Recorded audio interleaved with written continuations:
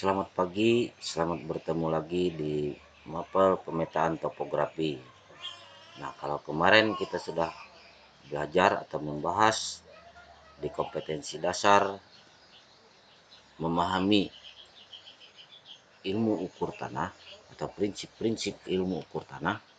Nah, pada pertemuan hari ini kita akan membahas kompetensi dasar yang baru, yaitu di kompetensi dasar pengetahuan menerapkan pengukuran menggunakan kompas. Sedangkan di kompetensi dasar keterampilan kita akan menyajikan pengukuran menggunakan kompas. Nah, tentunya setelah kita mempelajari kompetensi dasar pengetahuan dan keterampilan ini, maka peserta didik diharapkan yang pertama peserta didik memperagakan penggunaan kompas dalam pengukuran. Itu diharapkan di IPK pengetahuan ya, atau indeks kompetensinya. Kemudian yang kedua, peserta didik memperagakan pengukuran azimut dan slope. Yang ketiga, peserta didik melaksanakan koreksi poligon dan pengukuran. Kemudian di IPK keterampilan atau yang saya harapkan di tujuan pembelajaran di keterampilannya, peserta didik bisa mempraktekkan penggunaan kompas dalam pengukuran. Ya. Kalau di IPK pengetahuan kita mempelajari teknik atau caranya, di IPK keterampilan kalian diharapkan untuk mempraktekkan penggunaannya. Kemudian yang kedua, peserta didik mempraktekkan pengukuran azimut dan slope. Dan yang terakhir, peserta didik mempraktekkan koreksi poligon dan pengukuran. Kompetensi dasar menerapkan pengukuran menggunakan kompas terbagi menjadi 3 materi yang akan kita bahas di dalam 4 kali pertemuan. Yang pertama, kita akan mempelajari apa itu komponen-komponen peta. Kemudian yang kedua, kita akan mempelajari prosedur pengukuran azimut dan slope. Dan yang ketiga, kita akan melakukan koreksi poligon dan penggambaran. Nah, dari dua materi pembelajaran yang terakhir, nah, nantinya kita akan melakukan pengukuran menggunakan kompas, baik itu kompas Sunto maupun kompas geologi. Nah, dari data pengukuran tadi, kita akan melakukan penggambaran. Ya. Di sini nanti kita akan melakukan penggambaran dengan metode poligon tertutup. Bagaimana teknik pengerjaannya dan bagaimana teknik pengukurannya nanti akan kita kupas dalam 4 kali pertemuan.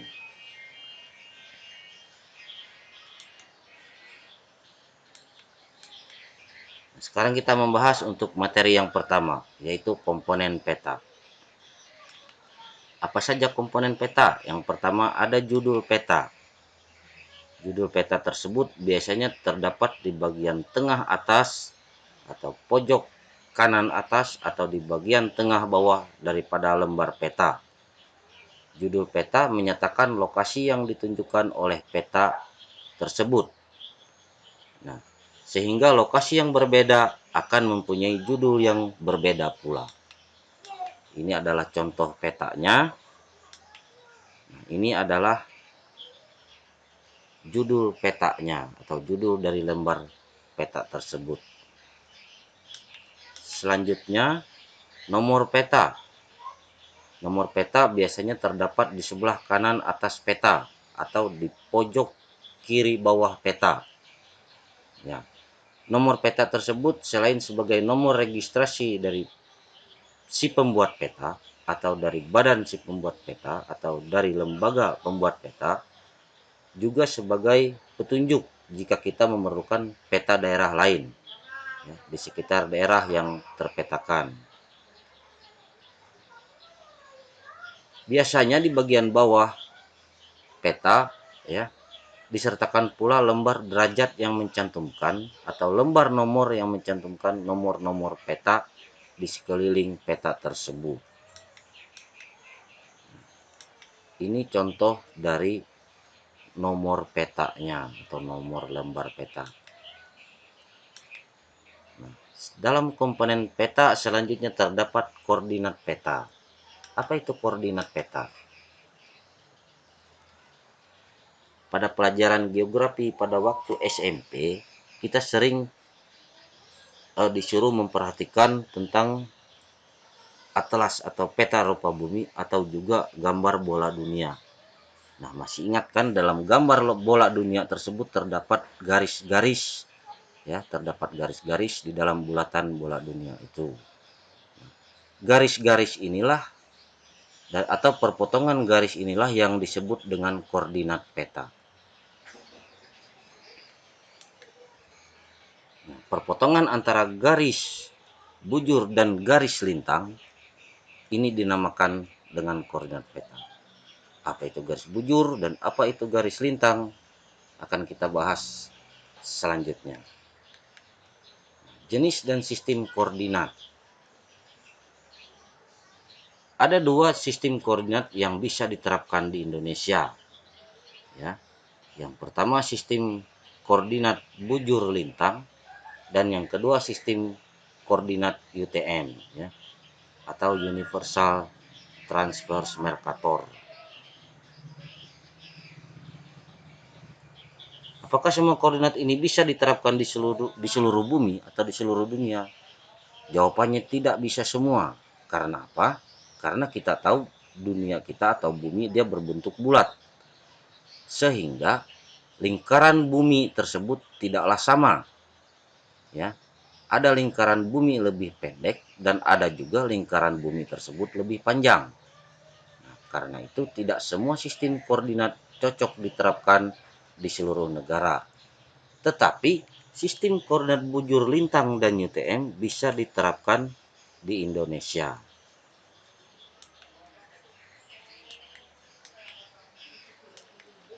Sistem koordinat bujur lintang.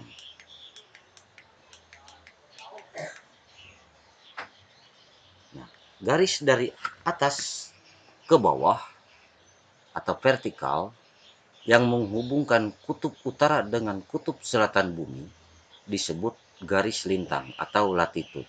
Nah, ini garis vertikal. Ya, garis vertikal dari atas ke bawah yang menghubungkan kutub utara dan kutub selatan bumi kita sebut dengan garis lintang atau latitude. Kemudian selanjutnya garis mendatar horizontal yang sejajar dengan garis khatulistiwa. Ini garis khatulistiwa, ya, garis yang membagi daerah tengah bumi. Yang sejajar dengan garis khatulistiwa disebut garis bujur atau longitude. Ya, ini garis bujurnya.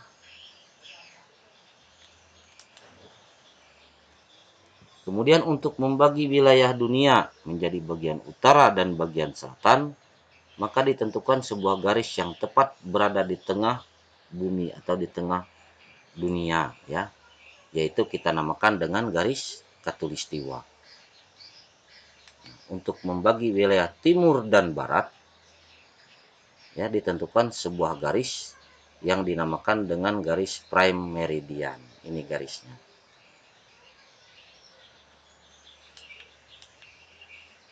Nah, kemudian terdapat perhitungan koordinat bujur lintang, ya, perhitungan bujur lintang. Bagaimana perhitungan bujur lintang? Biasanya koordinat bujur lintang kita namakan dengan koordinat geografis, ya. Dengan koordinat geografis, ini contoh penulisan koordinatnya.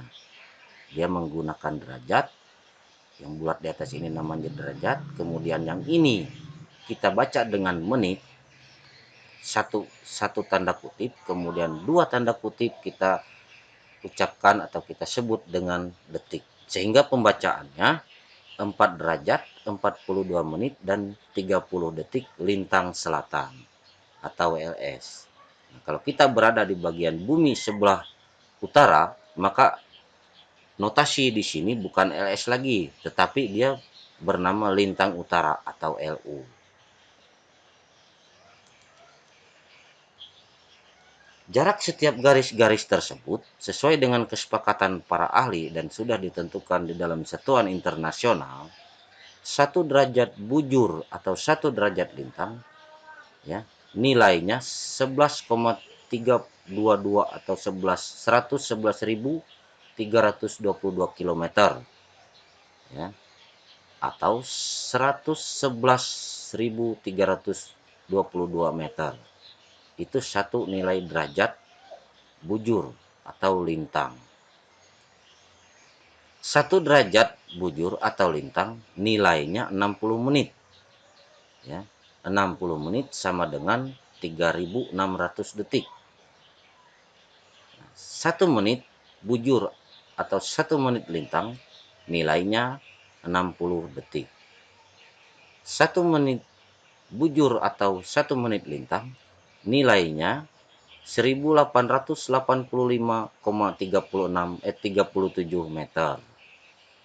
1 detik bujur atau 1 detik lintang nilainya 30,9227 meter. Nah, itulah cara pembacaannya, ya, atau cara perhitungan jarak dari setiap koordinat bujur dan lintang.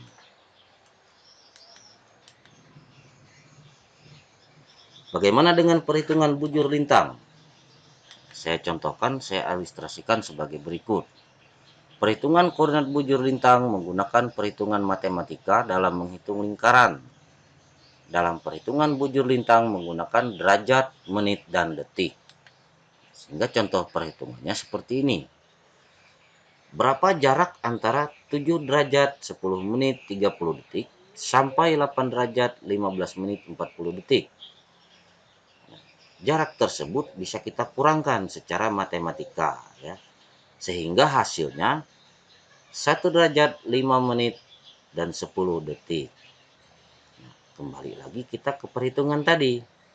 1 derajat nilainya 111.322 meter. 5 menit nilainya dikalikan dengan 1885,37 meter. 10 detik dikalikan dengan 30,9227 meter. Ya. Sehingga hasilnya 1 derajat dikalikan 111.322 meter, hasilnya 111.322 meter.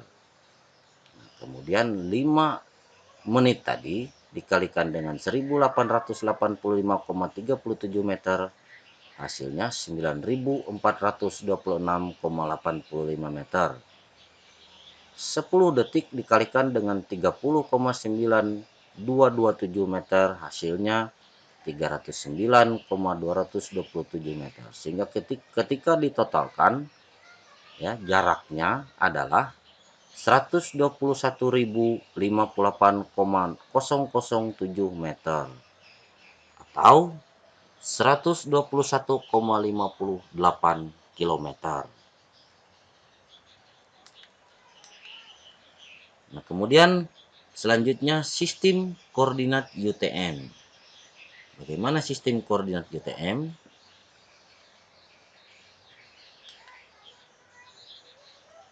Koordinat UTM atau biasa disebut dengan Universal Transverse Mercator memang tidak terlalu dikenal di Indonesia karena kita lebih menggunakan koordinat bujur lintang, ya. Nah, tetapi koordinat ini cocok diterapkan di Indonesia, ya. Pembagian zona koordinat UTM, seluruh wilayah yang ada di permukaan bumi dibagi menjadi 60 zona bujur. Nah, ini masing-masing zona bujurnya. Ini. Nah, dibagi menjadi 60 zona bujur. Ya. Zona 1 dimulai dari Lautan Teduh. Pertemuan antara garis 180 bujur barat dengan 180 bujur timur atau berada di tengah-tengah lingkaran bumi menuju ke timur dan berakhir di tempat berawalnya zona 1 atau kembali ke tempat semula. Ya. Masing-masing zona bujur memiliki lebar 6 derajat atau sekitar 667 km. Garis lintang UTM dibagi menjadi 20 zona lintang. Ya, kita tahu garis lintang, garis vertikal dari atas ke bawah. Dibagi menjadi masing-masing 20 zona lintang. Bagian utara dan bagian selatan. Zona lintang dimulai dari 80 sampai dengan 72 lintang selatan. Diberi nama zona C dan berakhir pada zona X yang terletak pada koordinat 72 lintang utara sampai dengan 84 lintang utara. Nah, ini dimulai dengan zona C dan berakhir di zona X. Nah, dengan demikian penamaan setiap zona UTM adalah koordinasi antara kode angka garis bujur dan kode huruf garis lintang. Sebagai contoh, Kabupaten Garut terletak pada zona 47 meter dan 48 meter. Kabupaten Jember terletak di zona 49 meter. Nah, itu contohnya. Kemudian menuliskan koordinat UTM. Berbeda dengan koordinat bujur lintang yang menggunakan perhitungan lingkaran atau derajat menit detik, koordinat UTM menggunakan perhitungan jarak atau meter. Jadi, angka-angka yang tertera dalam peta dengan koordinat UTM menunjukkan jarak yang sebenarnya di lapangan dalam satuan meter. Ini penulisannya. Dalam sistem koordinat UTM, garis bujurnya hanya menggunakan arah timur atau dalam bahasa Inggris ditulis east, dan dalam peta disingkat dengan simbol huruf E, atau dalam bahasa Indonesia ditulis timur dan disingkat menjadi T. Cara menulis koordinat UTM adalah seperti ini: 48 meter 0817750 meter timur. Artinya, letak koordinat UTM itu berada di zona 48 meter UTM, memiliki koordinat bujur 0817750 meter timur, terletak 817 km dari sebelah timur zona 48 atau dari zona awalnya. Ya. Kemudian memiliki koordinat lintang 9070450 atau terletak 950 km ke arah selatan garis khatulistiwa atau ke arah bawah. Kalau kita ibaratkan di tengah sini adalah garis khatulistiwa. Itulah cara-cara penulisan dalam koordinat UTM. Kemudian sistem angka bujur koordinat UTM. Sistem angka bujur, koordinat zona bujur, cara menentukan koordinat di dalam peta adalah garis bujur UTM. Semua pusat atau sumbu utama zona UTM terletak pada koordinat 500.000 meter timur. Nah, ini sumbu utamanya. Terletak di 500.000 meter timur. Ya. Sebelah kiri atau ke barat, pusat zona terletak secara berurutan, dimulai dari 400.000, 300.000, sampai dengan 100.000 meter timur. Ini ke arah kirinya atau ke arah barat. Kemudian ke arah timur dimulai dari kenaikan nilainya 600.000, 700.000, dan seterusnya. Artinya, zona di tengah bernilai 500.000, ke barat dia sampai di zona 48. Kemudian ke kiri dia sampai di zona 49. Nah, itulah sistem angka bujur dalam koordinat UTM. Kemudian sistem angka bujur koordinat UTM di zona lintang. Garis utama untuk memulai pencatatan lintang UTM adalah garis khatulistiwa. Garis khatulistiwa diambil sebagai garis utama atau garis tengah dari pencatatan lintang UTM. Sehingga Pencatatan bagian utara bumi menggunakan garis khatulistiwa sebagai titik awal pencatatan. Garis khatulistiwa dituliskan dengan 0 meter. Ya, makin ke utara bilangannya semakin besar. Contohnya 10.000 meter utara, 100.000 meter utara, dan seterusnya. Ini contohnya. Pencatatan bagian selatan bumi menggunakan garis khatulistiwa sebagai titik akhir pencatatan karena diasumsikan sebagai tempat terakhir. Garis khatulistiwa dituliskan 0 meter. Makin ke utara bilangannya makin besar. Nah, itu tadi ya. Sehingga makin ke selatan bilangannya makin kecil. Berturut-turut dari 10.000, 9.900 meter utara, dan seterusnya. Itulah sistem angka bujur untuk zona bujur dan zona lintang di dalam koordinat UTM. Nah, ini contoh dari petanya ya. Contoh dari peta yang sudah menggunakan koordinat peta. Koordinatnya terletak di bagian samping peta, dituliskan di samping ini. Ya. Koordinat geografis maupun koordinat UTM.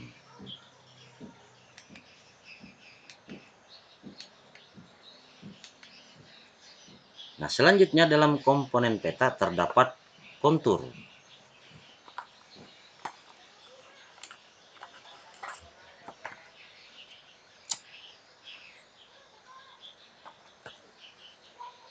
Apa itu kontur? Kontur adalah garis hayal yang menghubungkan titik-titik ketinggian sama dari permukaan laut. Ya, perlu diketahui tidak semua peta terdapat garis kontur. Garis kontur tersebut terdapat hanya di dalam peta topografi. Ya. Kemudian sifat-sifat garis kontur. Ya, yang pertama, satu garis kontur mewakili satu ketinggian tertentu. Kemudian garis kontur berharga lebih rendah mengelilingi garis kontur yang berharga lebih tinggi.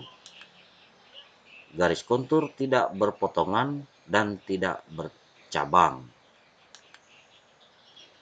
Nah, rumus dalam mencari interval kontur yaitu 1/2000 dikalikan dengan skala peta.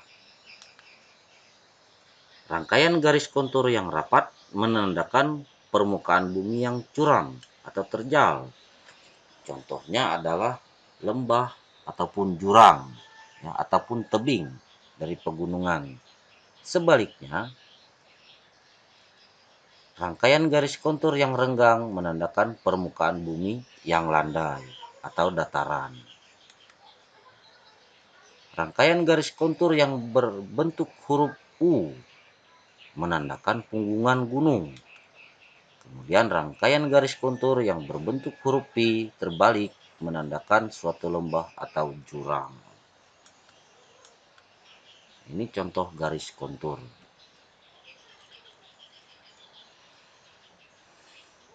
Terdapat indeks kontur, kemudian garis kontur, ya, bentuk kontur atau form line, dan slope line atau kemiringan kontur tadi. Ini menandakan bahwa di punggungan gunung. Ya. Indeks kontur, tiap kontur ini ada nilainya. Tetapi kalau dituliskan semua, maka peta tersebut sangatlah tidak rapi. Sehingga terkadang si pembuat peta dia menggunakan indeks atau label dari kontur tersebut per kelipatan konturnya. Contoh misalkan kontur pertama ini bernilai 1, sedangkan selisih dari rumus kita cari tadi, selisihnya dari kontur 1 ke kontur 2 ini bernilai 5 meter.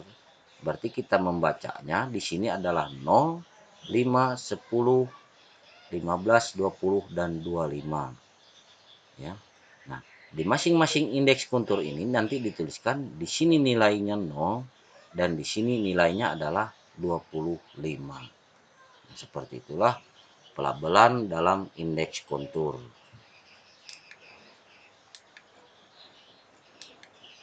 Nah, ini contoh garis kontur dalam peta topografi.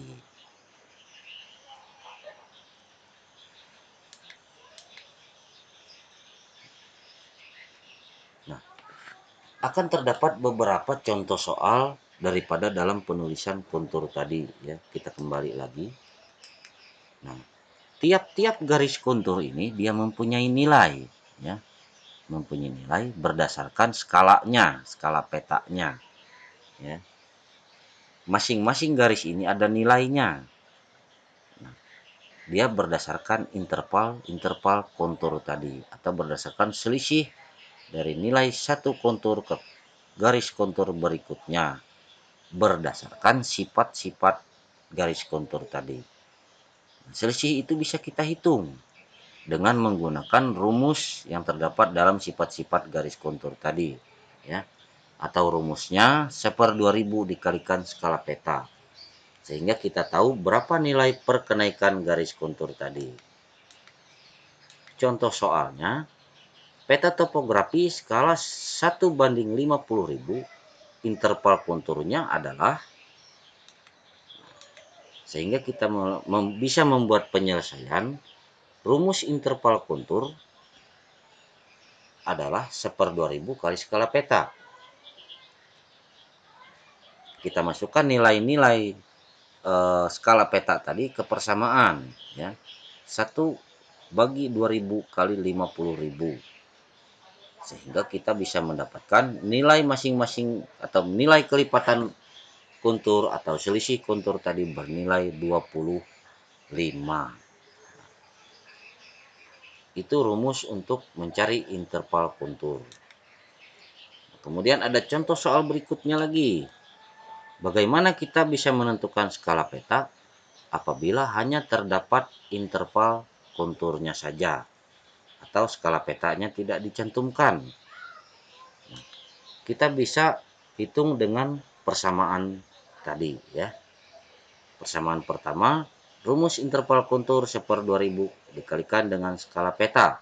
Nah, tetapi karena yang dicari kita adalah skala petanya, maka rumus tersebut kita modifikasikan lagi dengan rumus interval kontur dikalikan dengan nilai 2000 ya.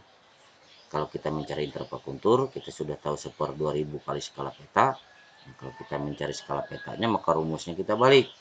Interval kontur dikalikan dengan 2000.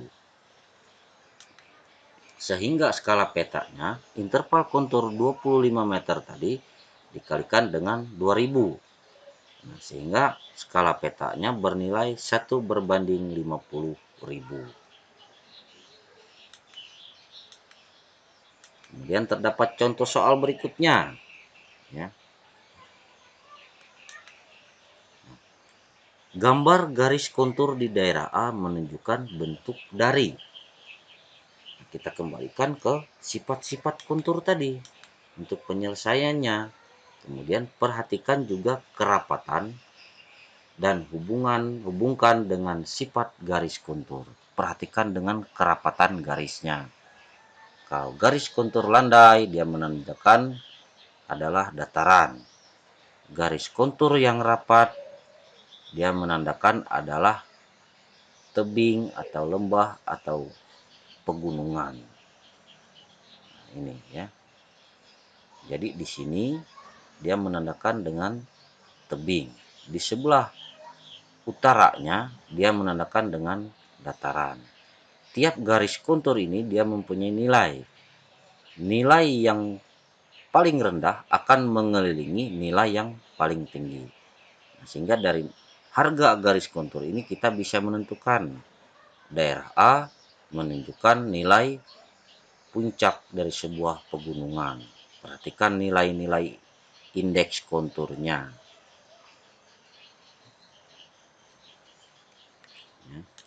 Nah, maka dapat disimpulkan daerah A adalah bentuk dari puncak bukit. Kemudian contoh soal berikutnya. Berapakah nilai ketinggian di titik C apabila di titik A nilai ketinggiannya 125 meter dengan skala peta 1/50.000. Maka masukkan ke persamaan tadi, ya. Perhatikan nilai kontur dan sifat garis konturnya. Rumusnya, interval kontur 1/2000 kali skala peta. Selanjutnya kita hitung setelah kita dapat dari interval kontur ini, kita hitung berdasarkan selisih garisnya. Karena 125 meter berada di nilai yang paling tinggi, maka dapat diasumsikan bahwa garis selanjutnya berada di nilai yang paling bawah. Setelah kita masukkan ke persamaan, ya, maka interval kontur ini adalah 25 meter.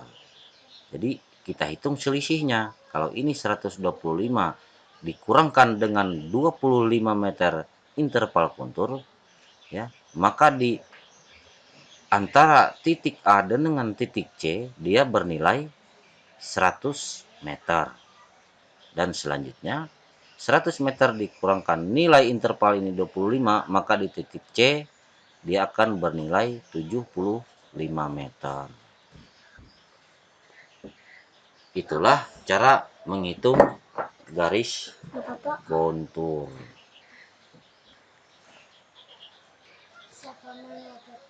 Selanjutnya, dalam komponen peta adalah skala peta. Skala peta sangat menentukan dalam pembuatan peta tersebut, ya. Karena kita akan memasukkan luas dan jarak pengukuran kita ke dalam sebuah kertas.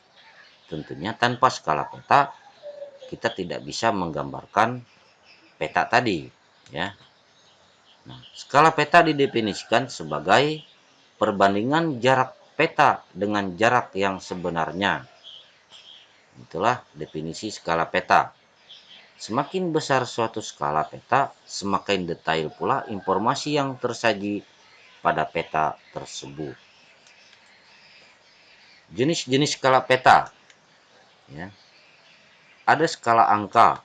Kemudian skala angka adalah skala yang berbentuk angka untuk menunjukkan perbandingan jarak pada peta dengan jarak sebenarnya. Selanjutnya, skala garis atau skala grafis atau grafik, ya. Skala garis atau grafis menunjukkan skala yang ditunjuk dengan garis lurus yang dibagi menjadi beberapa ruas. Setiap ruas menunjukkan bagian atau panjang yang sama. Kemudian yang terakhir adalah skala verbal. Merupakan skala yang dinyatakan dalam bentuk kalimat atau bahasa secara verbal. Contoh dalam penerapan skala topografi dalam sebuah peta, ya. Ini skala angka, kemudian di atasnya adalah skala grafis.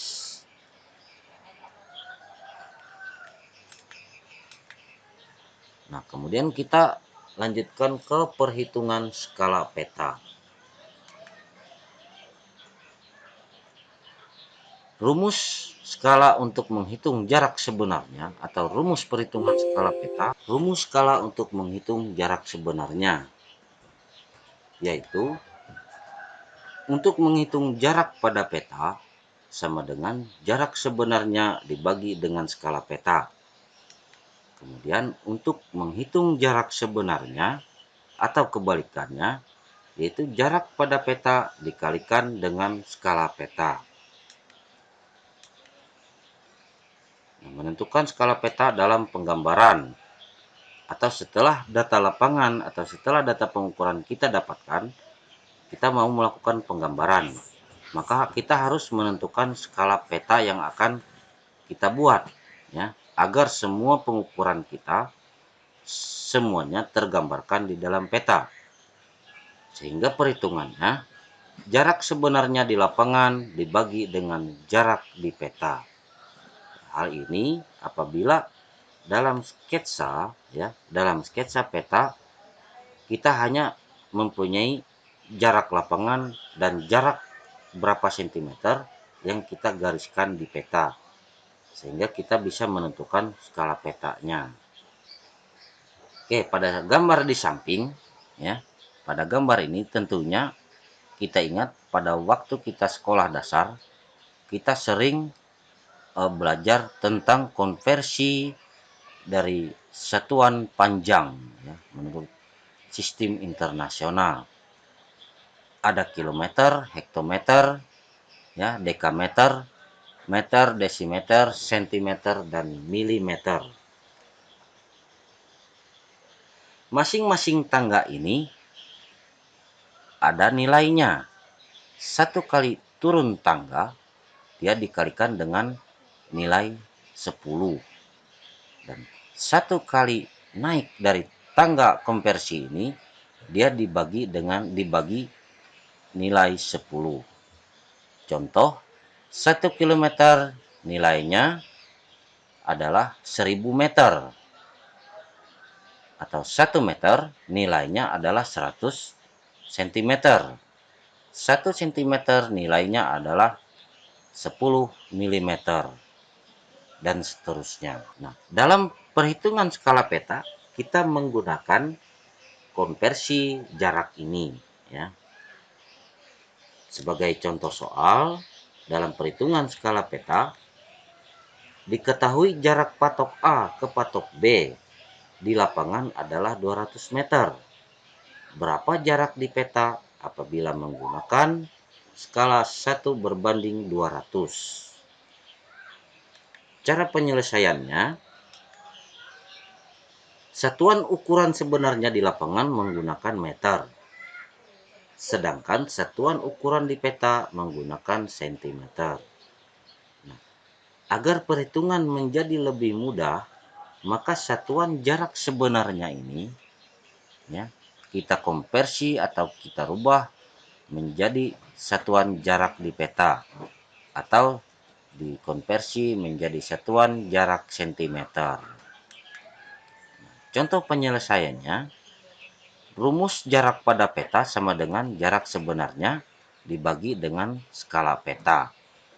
Sehingga 200 meter pengukuran sebenarnya di lapangan kita konversikan ke sentimeter. Artinya nilai 200 ini kita kalikan dengan 100 dari nilai konversi tadi, ya. Tentu kita ingat dari meter ke sentimeter ada 2 tangga, ya, sehingga bernilai 10. Kemudian turun 1 tangga lagi bernilai 100. Sehingga 200 meter pengukuran jarak di lapangan tadi hasilnya adalah 20.000 cm. Penyelesaiannya, nilai 20.000 dari konversi 200 meter tadi kita bagi dengan 200 cm skala peta.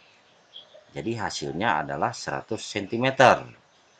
Sehingga jarak patok A ke patok B di lapangan 200 meter, jarak di peta adalah 100 cm menggunakan skala peta 1:200. Nah, ini contoh penyelesaian soalnya dalam perhitungan skala peta. Nah, jadi jarak di peta menggunakan skala 1:200 adalah 100 cm.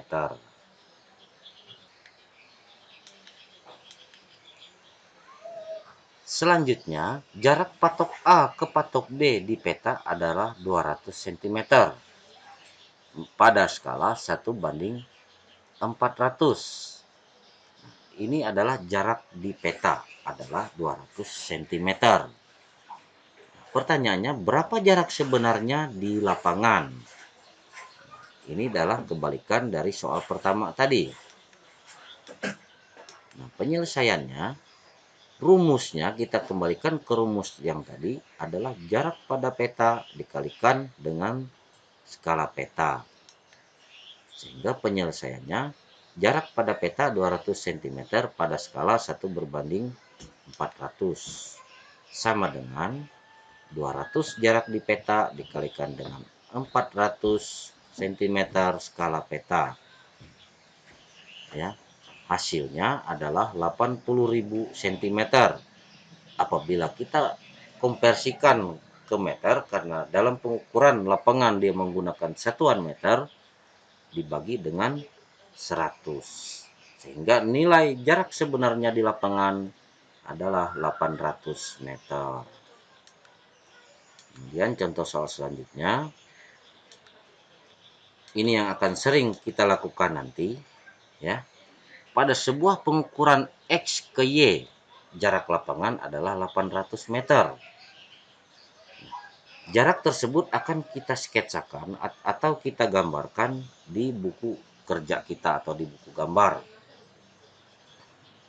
dengan jarak 200 cm. Kemudian kita akan mencari skala petanya, ya. Kita akan mencari skala petanya berapa. Perhitungannya 800 meter tadi kita konversikan ke cm. 800 dikalikan dengan 100 adalah 80.000 cm. 80.000 cm tadi kita bagikan dengan 200 cm jarak yang kita tarik di dalam peta atau kita gariskan di peta, ya. Kemudian 800 meter ini kita konversikan menjadi 80.000 cm, sehingga penyelesaiannya 80.000 cm jarak lapangan dibagi dengan 200 cm jarak sketsa kita di peta. Maka kita akan mendapatkan skalanya. Di sini sama dengan 400 cm. Sehingga skala peta yang kita tulis adalah 1/400. Nah, itu cara mencari skala petanya. Nah, kemudian dalam skala peta tadi terdapat skala batang, ya, atau skala grafis.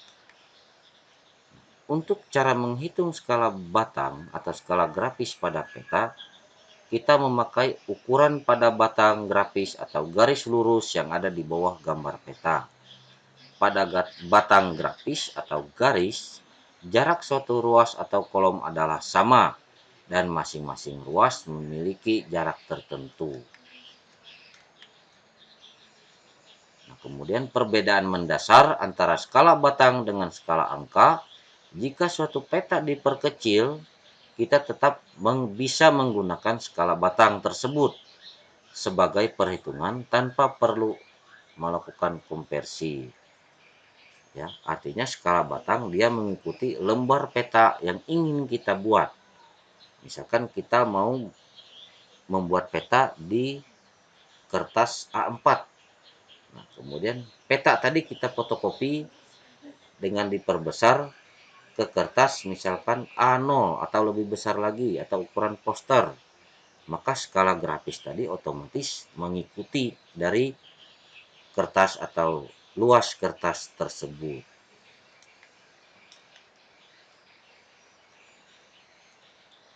Umumnya skala batang masing-masing mempunyai ruas sepanjang 1 cm, mewakili jarak sebenarnya. Biasanya, saat nilai 1 cm mewakili jarak ini, di dalam sebuah peta disamakan dengan skala peta yang dituliskan dalam notasi angka. Contohnya, pada suatu peta mempunyai jarak 1/100.000, maka skala batang mempunyai panjang masing-masing ruas 1 cm. Seperti itu. Kemudian contoh perhitungan skala batang, ya. Misalkan di sini kita mulai dari 0. Kemudian di sini dengan panjang 1 cm, kemudian di sini dengan panjang 3 cm. Artinya di tengah ini ada nilai 2, tetapi tidak dimunculkan nilai 2 cm. Sehingga langsung kelipatan dari 1 ke 3. Nah, di bawahnya kita akan menampilkan dengan jarak meter. Ya. Artinya 1 cm di peta nilainya 500 meter di lapangan. 3 cm di peta nilainya 1.500 meter di lapangan. Bagaimana kalau kita ingin tampilkan dalam nilai kilometer? Maka nilai-nilai ini tinggal kita konversikan saja, ya. Atau nilai 500 meter ini kita bagi dengan nilai 1.000, ya. Karena 1 kilometer sama dengan 1.000 meter. Maka di sini nilainya 0,5 km dan 3 cm, nilainya 1,5 km. Nah, seperti itulah dalam contoh perhitungan skala batang pada perhitungan skala peta.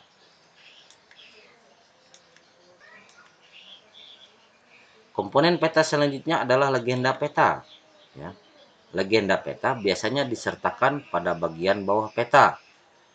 Legenda ini memuat simbol-simbol yang dipakai pada peta tersebut yang penting untuk diketahui, ya, seperti titik perpotongan atau triangulasi, jalan setapak, jalan raya, sungai, pemukiman, ladang, sawah, hutan, dan lain-lainnya. Pada legenda peta ini perlu kita buat karena tidak semua orang mengerti isi dari peta kita. Sehingga legenda peta membantu dalam orang awam atau yang orang bukan orang teknik atau orang dari pertambangan bisa mengerti apa itu peta yang kita buat. Nah, itulah pentingnya dari legenda peta. Nah, ini contoh legenda petanya. Kemudian selanjutnya tahun peta. Tahun peta adalah tahun pembuatan peta tersebut oleh institusi atau lembaga atau sebuah eh, jawatan atau konsultan dari sebuah pekerjaan. Tahun peta biasanya terdapat di bawah dari judul peta. Nah, ini tahun petanya. Nah, kemudian peta topografi juga memuat keterangan tentang tahun pembuatan peta tersebut. Maka semakin baru tahun pembuatan petanya, maka data yang disajikan semakin akurat. Nah, ini arah petanya.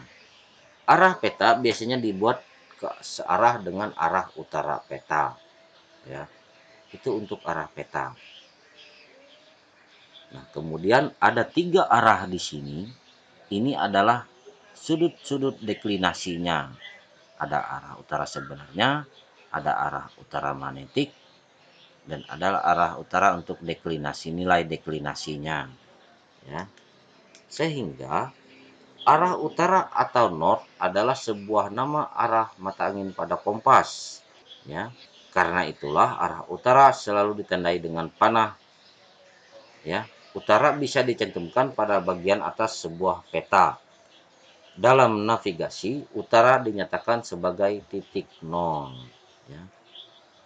Tetapi di dalam dunia kartografi atau ilmu pemetaan, dikenal ada 3 macam arah utara, yaitu arah utara grid atau arah utara peta, yang merupakan arah utara yang ditunjukkan dengan garis-garis tegak lurus vertikal atau sumbu Y. Garis ini dihasilkan dari proyeksi bujur dan lintang bumi pada peta sehingga menjadi sistem koordinat atau grid. Ya, ini disebabkan bentuk bumi bulat sehingga saat dibuat datar garis bujur yang harusnya bertemu di kutub tidak bisa terjadi. Ya, kemudian ada arah utara sebenarnya atau true north. Utara sebenarnya merupakan kutub utara bumi yang pada peta disimbolkan dengan tanda panah atau bintang. Ya. Tanda tersebut mengarahkan pembaca ke arah utara sebenarnya sesuai garis lintang bumi. Nah, selanjutnya ada arah utara magnetis. Ya. Arah utara magnetis adalah arah yang dihasilkan oleh sudut kompas dari suatu lokasi tertentu ke arah kutub utara magnetis bumi.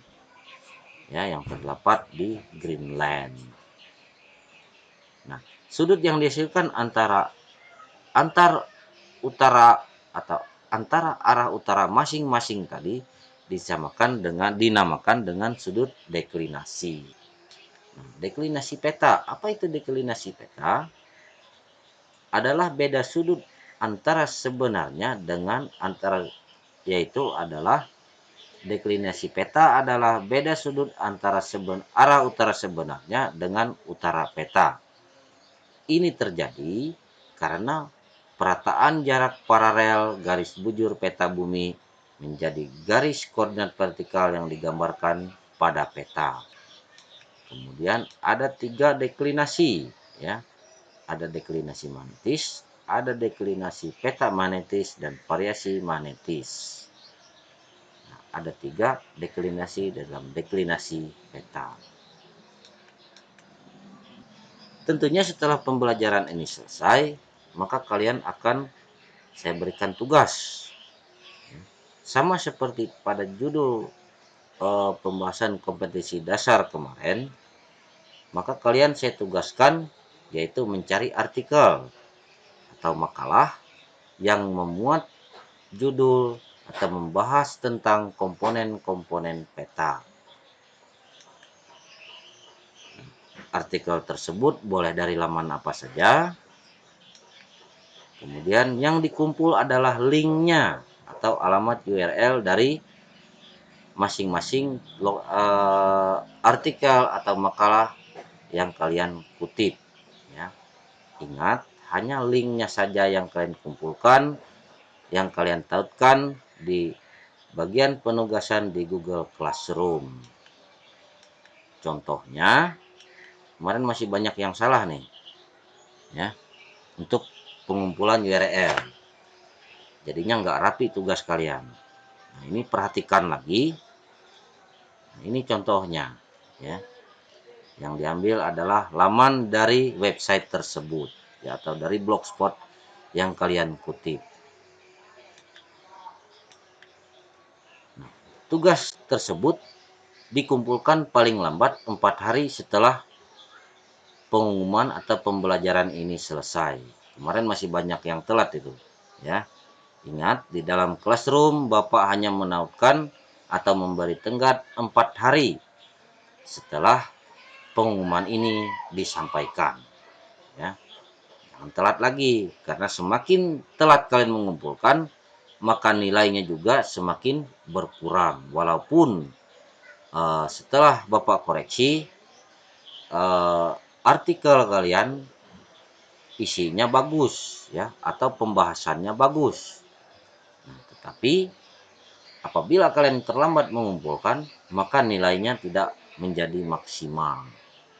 Kemudian yang perlu Bapak ingatkan, setelah kalian menautkan tugas-tugas tadi, ya, atau mengcopy paste dari link artikel makalah kalian, maka kalian perlu menjawab pertanyaan yang saya sertakan juga di penugasan di Classroom. Jadi tolong dibaca, ya, tolong dibaca pertanyaan-pertanyaan yang dituliskan tersebut.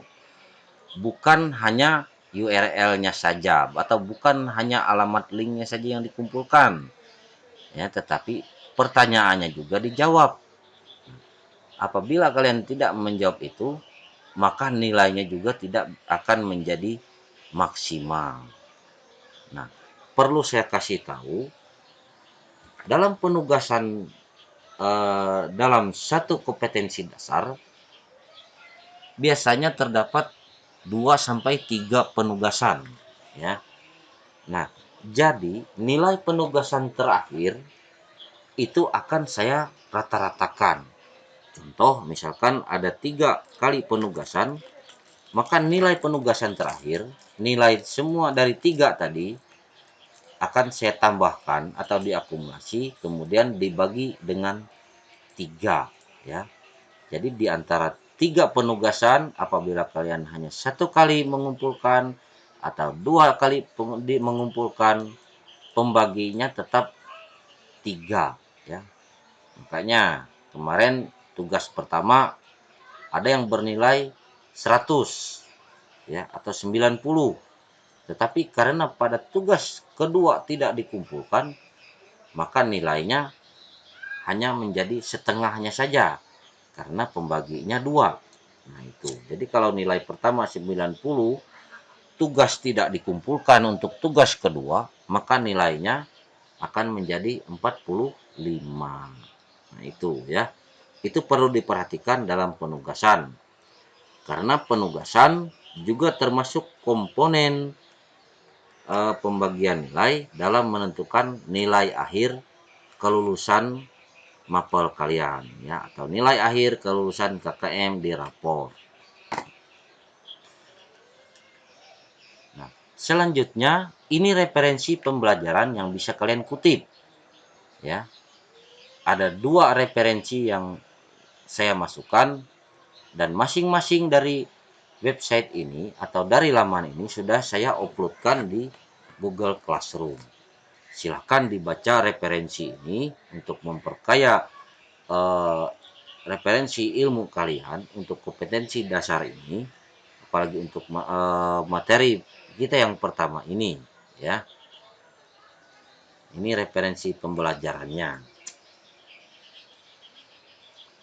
Baiklah, peserta didik sekalian, untuk pertemuan pertama ini sudah selesai. Selanjutnya jangan lupa untuk membuat tugas kalian ya. Jangan lupa juga untuk absensi harian. Nah, ya. Pesan terakhir saya, jangan malas belajar, jaga kesehatan, jangan lupa berdoa dan semangat terus dalam pembelajaran daring ini. Sekian dan terima kasih.